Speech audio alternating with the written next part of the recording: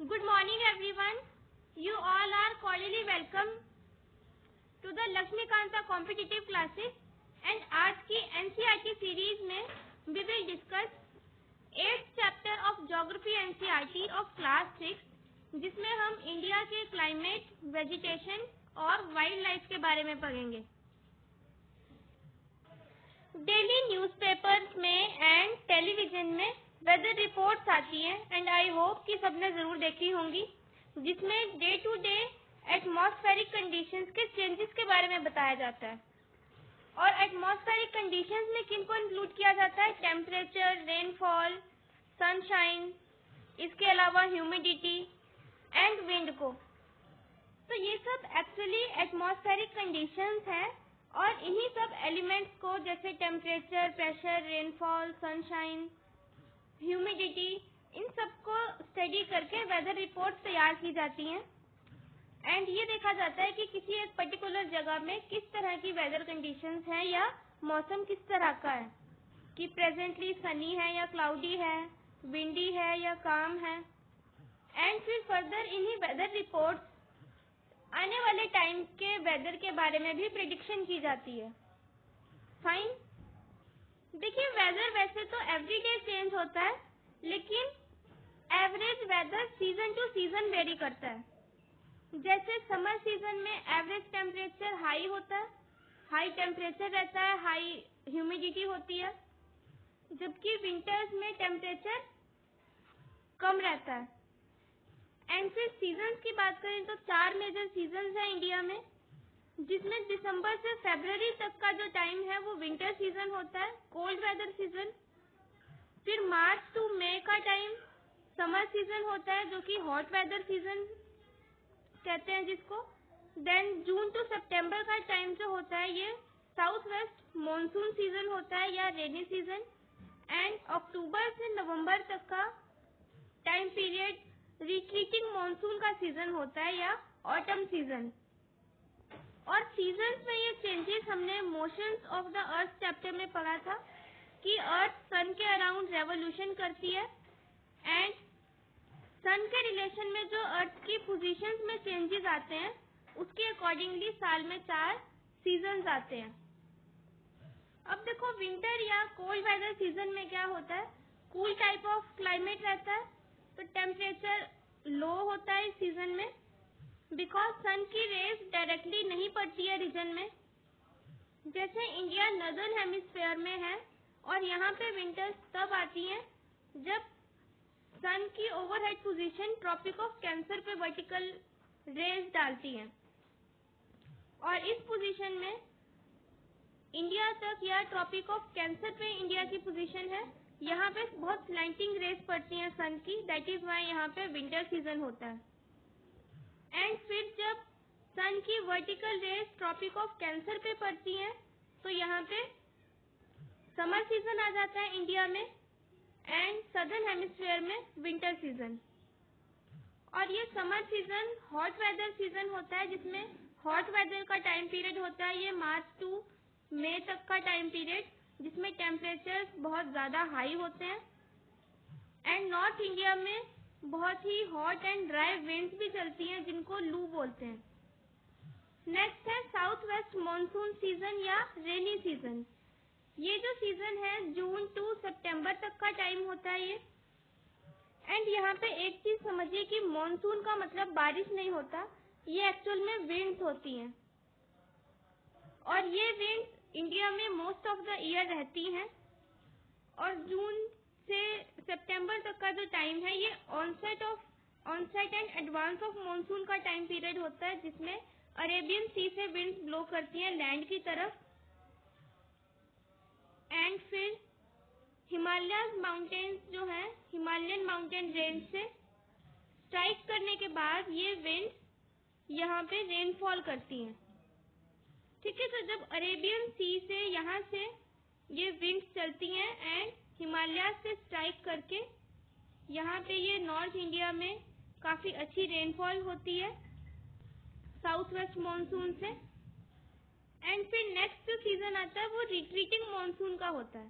देखो, एक बार तो ऑनसेट ऑफ मॉनसून का सीजन होता है एंड दूसरी बार रिट्रीटिंग का या वापस जाने का, क्योंकि यहाँ से स्ट्राइक करने के बाद, रेनफॉल करने के बाद ये विंड बे ऑफ बंगाल की तरफ घूम जाती हैं। एंड फिर अक्टूबर से नवंबर तक का जो टाइम है, उस टाइम पे ये विंड रिट्रीटिंग मॉनसून का सीजन होता है, जिसको ऑटम सीजन भी बोलते हैं। एंड ये फिर बे ऑफ बंगाल से मॉइस्चर कैरी करके साउथ ईस्ट कोस्टल रीजन पे रेनफॉल करती हैं। क्योंकि ये रिट्रीट कर रहे हैं तो यहाँ से मॉइस्चर उठाया और बस इंडिया के साउथ ईस्टर्न रीजन में ही इससे बारिश होती है सर्दियों में। जबकि साउथ वेस्ट मॉनसून जब आता है तो नॉर्थ इंडिया में एंड सेंट्रल इंडिया में काफी अच्छी रेन होती है। एंड वो यहाँ से आता है अरेबियन सी से एंड वापस जाता है बे ऑफ बंगाल में। और इंडिया का हमारा जो क्लाइमेट है वो इन्हीं मॉनसून विंड से इन्फ्लुएंस है। जो भी day to day weather changes होते हैं वो मॉनसून विंड्स के कारण होते हैं। दैट इज वाई इंडिया का जो क्लाइमेट है इसको मॉनसून टाइप ऑफ क्लाइमेट कहते हैं। ठीक है। एंड जो वर्ड क्लाइमेट है इसका मतलब एवरेज वेदर कंडीशंस होती हैं। जैसे एटमॉस्फेयर की जो कंडीशंस हैं डे टू डे जिसमें चेंजेस होते हैं वो तो वेदर होता है, लेकिन अगर एवरेज कंडीशंस देखें एटमॉस्फेयर की तो उसको क्लाइमेट कहते हैं। एंड एवरेज हमारा मॉनसून टाइप का क्लाइमेट है इंडिया का। ठीक है। एंड ये मॉनसून जो वर्ड है ये एक अरेबिक वर्ड से लिया गया वर्ड है जिसका मतलब है मौसम या सीजन। एंड इंडिया की लोकेशन ट्रॉपिकल रीजन में होने की वजह से यहाँ पे रेन मॉनसून विंड से आती है। और हमारी कंट्री इंडिया एक एग्रीकल्चरल कंट्री है। दैट इज वाई हमारी इकोनॉमी मॉनसून की विंड्स पे या रेन पे डिपेंड करती है। बिकॉज अगर गुड मॉनसून होगा, एडिक्वेट रेनफॉल होगी तो बाउंटीफुल क्रॉप्स भी होंगी। अब नेक्स्ट देखो क्लाइमेट को इफेक्ट करने वाले फैक्टर्स कौन कौन से होते हैं। एक तो है लोकेशन। इसमें अगर लैटिट्यूडनली देखें तो इक्वेटोरियल रीजन पे हाई टेम्परेचर रहता है। फिर ट्रॉपिक ऑफ कैंसर से ट्रॉपिक ऑफ कैप्रिकॉर्न के बीच का जो टॉरिड रीजन है ये हाई टेम्परेचर वाला रीजन है। Temperate region further northern and southern hemispheres में यहाँ पे कूल टाइप ऑफ क्लाइमेट रहेगा। एंड फ्रिजिड जोन में फ्रीजिंग पॉइंट्स रहते हैं। यहाँ पे सबसे ज्यादा कूल टेम्परेचर रहता है। तो डिपेंड करता है कि इक्वेटर से कितना नॉर्थ और साउथ में लोकेशन है। नेक्स्ट फैक्टर है ऑल्टीट्यूड। ऑल्टीट्यूड का मतलब होता है हाइट, कि अर्थ सरफेस से जितनी हाइट पे कोई रीजन होगा उतना ज्यादा वहाँ पे कूल टेम्परेचर होगा, क्योंकि माउंटेनियस रीजन्स का जो टेम्परेचर है वो कूल होता है। बिकॉज सबसे ज्यादा हाईएस्ट जो टेम्परेचर होता है वो सी लेवल पे होता है, प्रेशर भी एंड टेम्परेचर भी। एंड उससे ऊपर जितना ऑल्टीट्यूड में ऊपर की तरफ जाएंगे या जितना रीजन हाइयर होगा जैसे माउंटेनियस रीजन, तो टेम्परेचर भी कम होता जाएगा और प्रेशर भी। देन डिस्टेंस फ्रॉम द सी एक इम्पोर्टेंट फैक्टर है किसी जगह के क्लाइमेट में, क्योंकि जो कोस्टल रीजन्स होते हैं वहाँ पे मैरीटाइम टाइप का क्लाइमेट रहता है। एक बैलेंसिंग टाइप ऑफ क्लाइमेट होता है वहाँ पे बिकॉज ऑफ इन्फ्लुएंस फ्रॉम सी या ओशन। जैसे इंडिया के सदर्न कोस्टल रीजन्स हैं, बिकॉज यहाँ पे पास में ओशन है इधर, एंड ये जो लैंड एरिया है ये ओशन के बहुत पास में है। तो जब सनलाइट पड़ती है तो सनलाइट से लैंड जो होता है वो जल्दी हीटअप होता है, जबकि वाटर को हीटअप होने में टाइम लगता है। इसलिए दिन के टाइम यहाँ पे सी ब्रीजेस चलती हैं, क्योंकि विंड जो होती है वो हाई प्रेशर से लो प्रेशर की तरफ चलती है। एंड हाई प्रेशर वहाँ होगा जहाँ टेम्परेचर कम होगा, तो डे टाइम में वाटर का टेम्परेचर कम होता है एंड लैंड का टेम्परेचर हाई होता है, तो यहाँ पे लो प्रेशर क्रिएट होता है जिस वजह से सी ब्रीज चलती है। एंड नाइट में कंडीशंस रिवर्स हो जाती हैं, क्योंकि लैंड कूल डाउन भी जल्दी होता है एंड वाटर देर से होता है, तो उस टाइम पे लैंड ब्रीजेस चलनी स्टार्ट हो जाती है रात को। तो बैलेंस रहता है यहाँ के टेम्परेचर में। इधर एक्सट्रीम टाइप ऑफ क्लाइमेट नहीं होता, एक मैरीटाइम टाइप ऑफ क्लाइमेट होता है, ना बहुत ज्यादा ठंडा ना बहुत ज्यादा गर्म। जबकि इंटीरियर में जो रीजन्स आते हैं वहाँ पे एक्सट्रीम टाइप ऑफ क्लाइमेट होता है, क्योंकि वहाँ पे ओशन का इन्फ्लुएंस नहीं होता। फिर नेक्स्ट है रिलीफ, कि रिलीफ किस तरह का है। जैसे इंडिया में थार डेजर्ट है इधर नॉर्थ वेस्ट में, तो वहाँ पे सैंड है, सैंड बहुत जल्दी हीट अप होती है, सो दैट इज वाई ये जो रीजन है ये हॉटेस्ट रीजन है इंडिया का। जबकि हिमालय माउंटेन्स वाला जो रीजन है वो कोल्ड रीजन है, लद्दाख कारगिल वाला रीजन या जम्मू कश्मीर का जो रीजन है दैट यहाँ पे कूल टेम्परेचर रहता है। ठीक है, तो रिलीफ पे भी डिपेंड करता है कि टेम्परेचर या क्लाइमेट किस तरह का होगा। और इंडिया जो है एक सब कॉन्टिनेंट है, वास्ट कंट्री है इंडिया, तो यहाँ पे हमें हर तरह का क्लाइमेट देखने को मिलता है।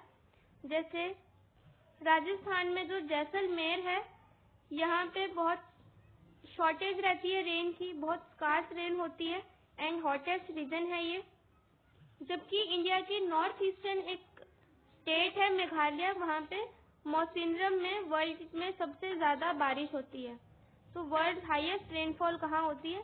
मौसिनरम में, जो कि मेघालय में है। फाइन, तो that is all about the climate of India. Now next we will discuss about natural vegetation. तो देखिए अपने आसपास सराउंडिंग्स में हम wide variety of plant life देखते हैं, जैसे ग्रीन ग्रास की फील्ड और छोटे छोटे बुशेस एंड श्रब्स जैसे कैक्टस और फ्लावरिंग प्लांट्स। एंड इसके अलावा टॉल ट्रीज हम देखते हैं जैसे नीम या मैंगो ट्रीज। एंड ये जितने भी प्लांट लाइफ है ये सब क्या है? वेजिटेशन। और जो वेजिटेशन ह्यूमन इंटरफेरेंस के बिना ही अपने आप से ग्रो करती है that is called natural vegetation. So those grasses, shrubs, trees which grow on their own without interference or help from human beings are called natural vegetation. और ये natural vegetation की different types different climatic conditions पे depend करती है। इसके अलावा soil और topography पे भी depend करती है कि natural vegetation किस तरह की होगी। And climatic conditions में rainfall is the most important which determines the type of natural vegetation. And फिर इंडिया की अगर बात करें तो इंडिया में there is too much variety of climatic conditions because of the vast size of India and thus there is wide variety of natural vegetation also. तो जैसे climatic variety है यहाँ पे इंडिया में, ऐसे ही नेचुरल वेजिटेशन की भी वाइड रेंज है। अलग अलग तरह की डिफरेंट काइंड की नेचुरल वेजिटेशन हमें यहाँ पे मिलती है। अब देखो वाई आर फॉरेस्ट नेसेसरी, कि फॉरेस्ट हमारे लिए जरूरी क्यों है। तो देखिए forest are very useful for us because they perform various functions. जैसे प्लांट्स जो है होते हैं फॉरेस्ट में वो ऑक्सीजन रिलीज करते हैं that we breathe and carbon dioxide को एब्जॉर्ब करते हैं प्लांट्स, और अर्थ का टेम्परेचर मेंटेन करते हैं। फिर जो प्लांट्स की रूट्स होती हैं वो सॉइल को बाइंड करके रखती है एंड सॉइल इरोजन कंट्रोल करती है। Besides forest also provide us with timber for fuel wood के लिए लकड़ी प्रोवाइड करती है, फॉडर, मेडिसिनल प्लांट्स, हनी, गम, काफी सारी चीजें हमें फॉरेस्ट प्रोवाइड करते हैं। एंड इन सब के अलावा फॉरेस्ट जो होते हैं वो वाइल्ड लाइफ के लिए नेचुरल हैबिटेट भी होते हैं। तो ये वाइल्ड लाइफ के लिए मीन्स जंगली जानवरों के लिए रहने की जगह प्रोवाइड करते हैं। So the forest are very useful for us, but nowadays natural vegetation काफी डिस्ट्रॉय हो चुकी है to a large extent because we are cutting trees recklessly. और ट्रीज की लार्ज एक्सटेंट पे कटिंग की वजह से नेचुरल वेजिटेशन जितनी मिनिमम होनी चाहिए अर्थ पे उससे भी अब कम है। So we should plant more trees and protect the existing one and we should also make people aware of the importance of trees by organising special programmes such as Van Mahotsav. ठीक है, एंड अर्थ को green बनाने के लिए we should contribute by planting trees. अब next topic है wild life. तो forest are home to a variety of wild life. Wild life की होम है, नेचुरल हैबिटेशन प्रोवाइड करते हैं फॉरेस्ट वाइल्ड लाइफ को। इसलिए फॉरेस्ट में एनिमल्स की थाउजेंड्स ऑफ स्पीशीज रहती है। Large variety of reptiles, amphibians, mammals, birds, insects, worm सब कहाँ रहते हैं? ये फॉरेस्ट में। So these are home to a wide variety of wild life. Next देखिए टाइगर, जो कि एक वाइल्ड एनिमल है। ये हमारा नेशनल एनिमल है कंट्री का and it is found in various parts of country. Gir forest जो कि गुजरात में है वो एशियाटिक लॉयंस का होम है। मीन्स कि गुजरात में बहुत एशियाटिक लॉयंस मिलते हैं वहाँ पे। जो गिर फॉरेस्ट है, these are famous for Asiatic lions. Then elephants and one horn rhinoceros जो हैं ये असम के फॉरेस्ट में मिलते हैं एंड केरला एंड कर्नाटक में भी मिलते हैं एलिफेंट्स। देन कैमल्स और वाइल्ड एसिस जो होते हैं ये Great Indian Desert and Rann of Kutch के रीजन्स में मिलते हैं। जबकि wild goats, snow leopard, bears ये सब कहाँ मिलते हैं? ये कूल रीजन्स के एनिमल्स हैं, तो ये हिमालयन रीजन में मिलते हैं इंडिया के। फिर बिसाइड्स दीज एनिमल्स और भी बहुत सारे एनिमल्स हैं, जैसे मंकी, वुल्फ, जैकल, नीलगाय, चीता, ये सब भी हमारी कंट्री में मिलते हैं। जैसे क्लाइमेटिक वैरायटी है इंडिया में, क्लाइमेटिक वैरायटी के अकॉर्डिंगली नेचुरल वेजिटेशन वेरी करती है डिफरेंट पार्ट्स ऑफ इंडिया में। ऐसे ही नेचुरल वेजिटेशन की तरह डिफरेंट जैसे फॉरेस्ट है, कहीं पे कोई फॉरेस्ट है, कहीं पे किसी तरह के प्लांट्स हैं, ऐसे ही एनिमल्स भी डिफरेंट पार्ट्स ऑफ कंट्री में डिफरेंट तरह के मिलते हैं, क्योंकि ये भी अपने अकॉर्डिंगली सुटेबल क्लाइमेटिक कंडीशंस जहाँ पे हो वहीं पे मिलते हैं। जैसे स्नो लेपर्ड्स और वाइल्ड गोट्स, इनको कूल टेम्परेचर चाहिए सरवाइव करने के लिए, तो ये हिमालयन रीजन में मिलते हैं। And camels can survive in hot temperatures also, so they can found in Rajasthan, जो कि थार डेजर्ट वाला एरिया है। ठीक है। Then India is equally rich in bird life also. Birds भी बहुत वैरायटी के मिलते हैं यहाँ पे। एंड पीकॉक हमारा नेशनल बर्ड है। Other common birds include parrots, pigeons, myna, geese, bulbul, ducks etcetera. और इंडिया में सेवरल बर्ड सेंचुरीज भी बनाई गई हैं to give birds natural habitat. और ये नेचुरल हैबिटेट बर्ड्स को हंटर्स से भी प्रोटेक्ट करती है एंड उनको रहने के लिए जगह प्रोवाइड करते हैं। Then there are several hundreds of species of snakes. Snakes की यहाँ पे हंड्रेड्स ऑफ स्पीशीज हैं इंडिया में। कोबराज एंड क्रेट्स इसमें इम्पोर्टेंट है। लेकिन फॉरेस्ट की कटिंग और हंटिंग की वजह से वाइल्ड लाइफ की काफी सारी स्पीशीज इंडिया में डिक्लाइन हो रही हैं, वो भी बहुत ही रैपिड रेट से। बहुत सारी ऐसी स्पीशीज हैं जो एक्सटिंक्ट हो गई हैं, अब खत्म हो गई या लुप्त हो गई हैं स्पीशीज। और इन्हीं स्पीशीज को लुप्त होने से बचाने के लिए, इनको एक्सटिंक्शन से प्रोटेक्ट करने के लिए बहुत सारे इंडिया में नेशनल पार्क, सेंचुरीज और बायोस्फीयर रिजर्व्स बनाए गए हैं। And besides government of India ने project tiger and project elephants भी स्टार्ट किए हैं टू प्रोटेक्ट दीज एनिमल्स, क्योंकि इनकी भी जो पॉपुलेशन है बहुत ही कम रह गई है। एंड एनिमल किंगडम की प्रोटेक्शन के लिए और इनकी हैबिटेट की कंजर्वेशन के लिए अवेयरनेस क्रिएट करने के लिए हर साल फर्स्ट वीक ऑफ अक्टूबर में वाइल्ड लाइफ वीक भी सेलिब्रेट किया जाता है, जिसमें डिफरेंट कैंपेन्स के थ्रू अवेयरनेस स्प्रेड की जाती है to conserve the habitats of the animal kingdom. Next देखो, माइग्रेटरी बर्ड्स क्या होते हैं। ये वो बर्ड्स होते हैं जो किसी एक पर्टिकुलर सीजन में दूसरी कंट्री से उड़ के इंडिया में आते हैं for a shorter period of time and फिर दोबारा सीजन चेंज होने पे ये वापस चले जाते हैं।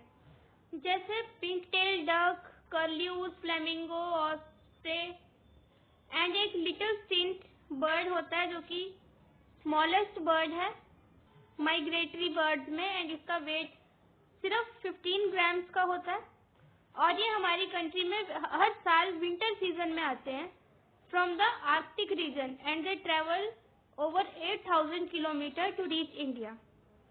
Fine. So now chapter is complete. Now we will do the back exercises. First question है, which winds bring rainfall in India and why is it so important?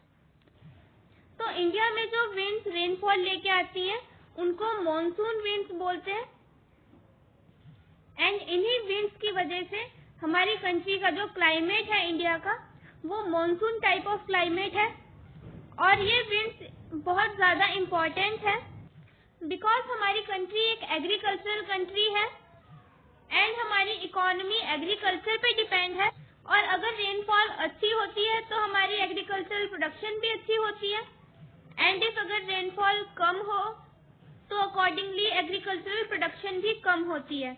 That is why these winds are so important for the economy of country. Fine. Next question है, name the different seasons in India. So we have studied कि India में 4 major seasons हैं. Winter season जो कि cold weather season है, फिर summer ये hot weather season होता है, then rainy season जो कि साउथ वेस्ट मानसून सीजन होता है एंड देन ऑटम ये सीजन ऑफ रिट्रीटिंग मानसून जब मानसून विंड रिट्रीट करती है बे ऑफ बंगाल की तरफ. ठीक है, तो ये 4 मेजर सीजन है हमारी कंट्री इंडिया के. क्लियर. नेक्स्ट क्वेश्चन है, व्हाट इज नेचुरल वेजिटेशन. तो देखिए वेजिटेशन का मतलब तो वनस्पति होता है जिसमें सारे ही हमारे plants, trees, grass, shrub and herb सब कुछ ही आ जाएंगे जितने भी पेड़ पौधे होते हैं छोटे से लेके बड़े तक. लेकिन नेचुरल वेजिटेशन का मतलब होता है those grass, shrub, trees which grow on their own जो अपने आप ग्रो करते हैं विदाउट द इंटरफेरेंस और हेल्प फ्रॉम ह्यूमन बीइंग. हमारी हेल्प के बिना ही वो अपने आप से ग्रो कर जाते हैं. These are called natural vegetation. Now quickly we will do tick the correct answer. First है the world highest rainfall occurs in. सबसे ज्यादा रेनफॉल कहाँ होती है पूरे वर्ल्ड में.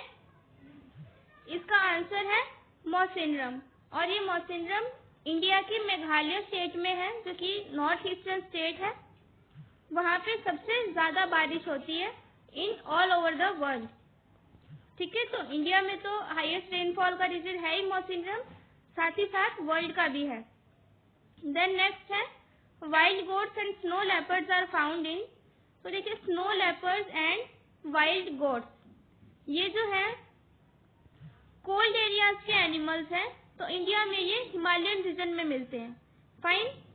नेक्स्ट क्वेश्चन है during the south west monsoon period the moisture laden winds blow from. तो देखिए साउथ वेस्ट से जब मानसून विंड्स चलती हैं तो वो अरेबियन सी से लैंड की तरफ आती हैं. ठीक है, तो अरेबियन सी से वो मॉइस्चर लेती हैं एंड लैंड की तरफ फिर यहाँ से आती हैं एंड हिमालयन माउंटेन से स्ट्राइक करके वो यहाँ पे रेनफॉल करती है. तो मीन्स ये सी टू लैंड ट्रेवल करती हैं या ब्लो करती हैं. क्लियर. तो इसका आंसर ये सेकंड ऑप्शन है sea to land. Next up fill in the blanks है. फर्स्ट है hot and dry winds known as dash blow during the day in the summers. तो देखिए समर्स में मोस्टली जो ग्रेट नॉर्दर्न प्लेन्स है India में वहाँ पे गर्मियों में हॉट एंड ड्राई विंड्स चलती है उनको बोलते हैं लू. ठीक है. Next question the states of Andhra Pradesh and Tamil Nadu receive a great amount of rainfall during the season of dash. तो आंध्र प्रदेश और तमिलनाडु की जो स्टेट्स हैं साउथ इंडिया का जो रीजन है वहाँ पे ऑटम सीजन में रेनफॉल होती है जब मॉनसून रिट्रीट करता है एंड बे ऑफ बंगाल से मॉइस्चर उठा के वो यहाँ पे रेनफॉल कर देता है. ठीक है, तो इसका आंसर आएगा सीजन ऑफ रिट्रीटिंग मॉनसून या ऑटम. और ये सीजन अक्टूबर से नवंबर तक का टाइम पीरियड में होता है, ठीक है। Next question, dash forest in Gujarat is the home of dash. तो देखिए गुजरात में जो फॉरेस्ट है वहाँ पे गर फॉरेस्ट बहुत फेमस है, GIR गर, एंड ये किसका होम है, एशियाटिक लायंस का। यहाँ पे हमें एशियाटिक लायंस मिलते हैं, ठीक है। So we have studied all about the climate, vegetation and wild life of India. This chapter is a brief introduction about all these topics, and I hope that everything is clear to you, and still if you have any query you can ask anytime in the comment section. I will try to reply all your comments, but till then share the video with all your friends and subscribe to the Lakshmikanta competitive classes. Thank you so much. Take care. Bye bye.